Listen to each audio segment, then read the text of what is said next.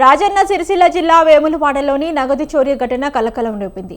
నాగరాజు అనే వ్యక్తి Vemulawada KDCC bank నుంచి 3 లక్షలు డ్రా చేసి తన ద్విచక్ర వాహనంలోని పెట్టుకుని ఇంటికి వెళ్లారు.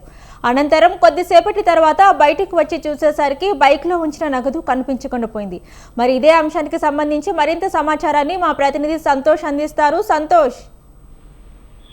భవానీ, రాజన్న సిరిసిల్ల జిల్లా వేములవాడలో ఈ ఘటన అయితే తీవ్ర ఆందోళన గుర్తు చేస్తుంది. నాగరాజు అనే వ్యక్తి వేములవాడ కేడీడీసీ బ్యాంక్ నుంచి 3 లక్షల రూపాయల నగదు డ్రా చేశారు. అనంతరం ఆ డబ్బును తన ద్విచక్ర వాహనంలో ఉంచుకొని ఇంటికి వెళ్లారు. ఆ ఇంటికి చేరుకున్న తర్వాత కొద్దిసేపటికే బయటకు వచ్చి చూడగా బండిలో ఉంచినటువంటి 3 లక్షల రూపాయలు కనిపించకపోవడంతో ఒక్కసారిగా కంగుతున్న పరిస్థితి అయితే ఉంది. దీంతో లబోదిబం అంటూ పోలీసులను ఆశ్రయించి ఫిర్యాదు చేశారు. అయితే పోలీసులు ప్రాథమిక సమాచారం ప్రకారం నాగరాజు బ్యాంకు నుంచి నగదు డ్రా చేసినప్పటి నుంచే కొందరు అనుమానితులు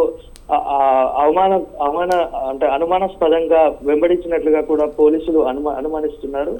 ఆ అవకాశం చూసుకున్నటువంటి వాహనం ఉన్న నగదును అపహరించి పరారైనట్టుగా కూడా పోలీసులు భావిస్తున్నారు. ఈ ఘటనపై కేసు నమోదు చేసి పోలీసులు అయితే బ్యాంకు పరిసర ప్రాంతాల్లో పాటు నాగరాజు ఇంటి మార్గంలోని సీసీటీవీ కెమెరాల్లో ఫోటేజీని కూడా క్షుణ్ణంగా పరిశీలిస్తున్నారు. అనుమానితుల కదలికలను గుర్తించే ప్రయత్నం కూడా చేస్తున్నారు. ప్రస్తుతం ఈ ఘటన వేములవాడలో అయితే చర్చనీయాంశంగా మారింది. అయితే నగదు డ్రా చేసి వెళ్లే సమయంలో ప్రజలు మరింత అప్రమత్తంగా ఉండాలంటూ కూడా పోలీసులు సూచిస్తున్నారు. Bhavani, right, thank you Santosh.